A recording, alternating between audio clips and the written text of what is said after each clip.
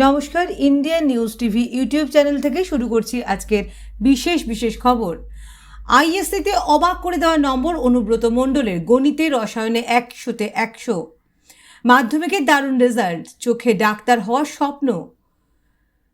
বড় খবর, বাংলায় চলবে আরও একটি বন্দে ভারত, বিরাট ঘোষণা পূর্ব রেলের। ভোট মিটতেই উত্তপ্ত মুর্শিদাবাদ, ছড়াগুলিতে আহত শিশু সহ 4 জন অভিযুক্ত তৃণমূল।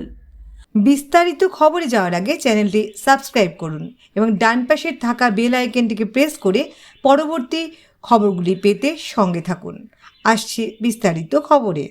আইএসসিতে অবাক করে দেওয়া নম্বর অনুব্রত মণ্ডলের, গণিত রসায়নে 100-তে 100। বিগত কয়েক বছরে বঙ্গ রাজনীতির অন্যতম আলোচিত একটি নাম অনুব্রত মণ্ডল। তবে আমরা আজ যে অনুব্রতর কথা বলছি, সে ভোটের সময় গুড় বাতাসে দেওয়ার কথাও বলে না, আবার পুলিশকে বোম মারার হুমকিও দেয় না। উল্টে এই অনুব্রত অবাক করে দেওয়া নম্বর পেয়েছে আইএসসিতে। বীরভূমের দাপুটে তৃণমূল নেতা অনুব্রত মণ্ডলকে নিয়ে বঙ্গবাসী কতটা স্বস্তিতে সেটা জানতে না পারলেও আইএসসিতে দেশের মধ্যে সম্ভাব্য তৃতীয় অনুব্রত মণ্ডলকে নিয়ে এখন গর্বিত এলাকার মানুষ। পূর্ব মেদিনীপুরের কাঁথি শহরের বাসিন্দা অনুব্রত মণ্ডল রাজনৈতিক ব্যক্তিত্ব অনুব্রতকে ভালো করেই চেনেন। তবে কাঁথির অনুব্রত মণ্ডলের বিশেষ একটা আগ্রহ নেই রাজনীতিতে। তার এখন লক্ষ্য Indian institute of science education and রিসার্চের পরীক্ষা কন্টাই পাবলিক স্কুলের ছাত্র অনুব্রত 400-র মধ্যে আইএসসিতে 397 নম্বর পেয়ে গোটা ভারতে সম্ভাব্য তৃতীয়। ইংরেজিতে 98, পদার্থবিদ্যায় 99, রসায়নে 100, গণিতে 100, জীববিদ্যায় 93 নম্বর পেয়েছে সে। অনুব্রতর কথায়, পড়াশোনার কোনো নির্দিষ্ট সময় ছিল না, যখন ইচ্ছে হতো তখনই বই নিয়ে বসে পড়তাম। অনুব্রত 10ম শ্রেণীর পরীক্ষাতেও পেয়েছিলেন 98% নম্বর। অনুব্রতর বাবা পীযূষ কুমার মণ্ডল ভগবানপুরের বিভীষণপুর হাই স্কুলে শিক্ষকতা করেন। কাঁথি মহকুমা হাসপাতালে কাজ করেন মা মহুয়া মণ্ডল।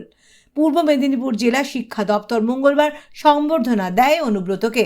এদিন স্কুলের অধ্যক্ষ সমরেন্দ্রনাথ দাস জানান, দীর্ঘ 15 বছর আমাদের স্কুলে পড়েছে, বরাবর ও খুব ভালো ছাত্র, পড়াশোনার পাশাপাশি অত্যন্ত সুশৃঙ্খল স্বভাবের। অনুব্রতের সাফল্যে আমরা উচ্ছ্বসিত। মাধ্যমিকের দারুণ রেজাল্ট, চোখে ডাক্তার হওয়ার স্বপ্ন। জলপাইগুড়ি জেলা পুলিশের উদ্যোগে সাধুবাদ পেয়েছে সর্বত্র।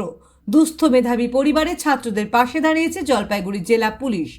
অভাবকে সাথী করেই মাধ্যমিকে দারুণ ফলাফল করে দেখিয়েছে জলপাইগুড়ির ময়নাগুড়ি ব্লকের 2 দুস্থ মেধাবী ছাত্র। মঙ্গলবারই বিকেলবেলা তাদের সম্বর্ধনা দিলেন ময়নাগুড়ি থানার আইসি সুবল ঘোষ। পুলিশ যে জনতার কাজের জন্যই তৈরি তা আবারও প্রমাণ করে দিল তারা। আর পুলিশের মানবিকতা দেখে বাহবা চলছে সোশ্যাল মিডিয়াতে। ঘটনাটি ময়নাগুড়ি ব্লকের জোরপাকড়ি এলাকায়। সেখানেই বাড়ি তমাস রায়ের। তিনি ময়নাগুড়ি সুভাষনগর উচ্চ বিদ্যালয়ে পড়াশুনো করেছেন। অভাবের সংসারে কোনো মতে দিন গুজরান হয় তাদের।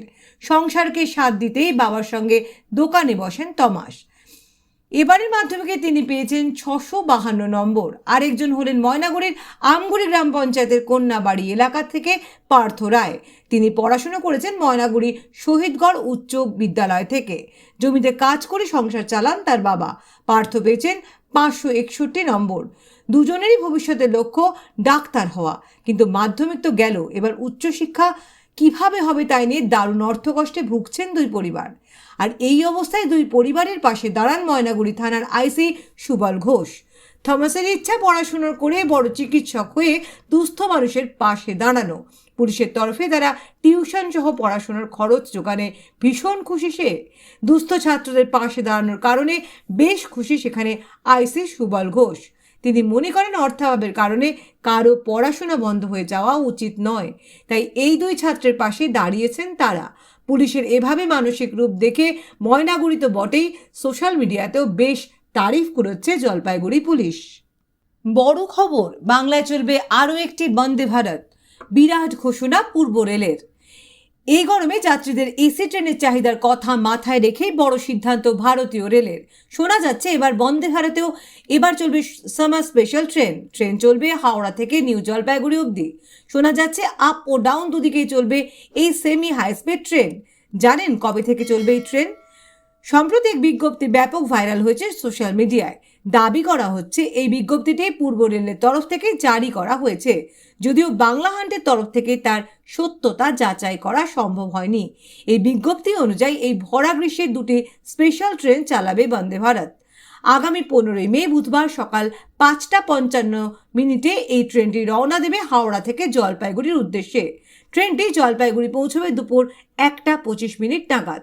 এরপর ওই দিনই জলপাইগুড়ি থেকে বন্দে ভারত হাওড়া রওনা দেবে দুপুর 3টে নাগাদ। ট্রেনটি হাওড়া পৌঁছবে রাত 10:35। এরপরে ট্রেনটি চলবে 22শে মে। রেল মন্ত্রকের তরফ থেকে জানানো হয়েছে এই সামার স্পেশাল ট্রেনটি বোলপুর, শান্তিনিকেতন, মালদা, বারসই স্টেশনে হল্ট করবে। তাই যারা উত্তরবঙ্গ ঘুরতে যেতে চাইছেন তারা আর দেরি না করে ঝটপট টিকিট কেটে ফেলুন। ভোট মিটতেই উত্তপ্ত মুর্শিদাবাদ, ছড়াগুলিতে আহত শিশু সহ 4 জন অভিযুক্ত তৃণমূল।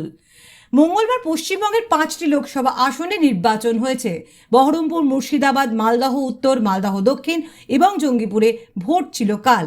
নির্বাচন মিটেছে 24 ঘন্টাও হয়নি, তার আগেই উত্তপ্ত হয়ে উঠল মুর্শিদাবাদ। ছড়াগুলিতে জখম হয়েছেন 3 শিশু সহ 4 জন। অভিযোগের তীর তৃণমূল কংগ্রেসের দিকে। স্থানীয় সূত্রে খবর, বুধবার সকালে পাশের বাড়ির ছাদ থেকে জল পড়া নিয়ে রানীতলা নিবাসী মনিরুদ্দিন শেখ এবং সৈয়দ আলীর পরিবারের মধ্যে ঝগড়া শুরু হয়। এরপর তা হাতাহাতিতে গড়ায়।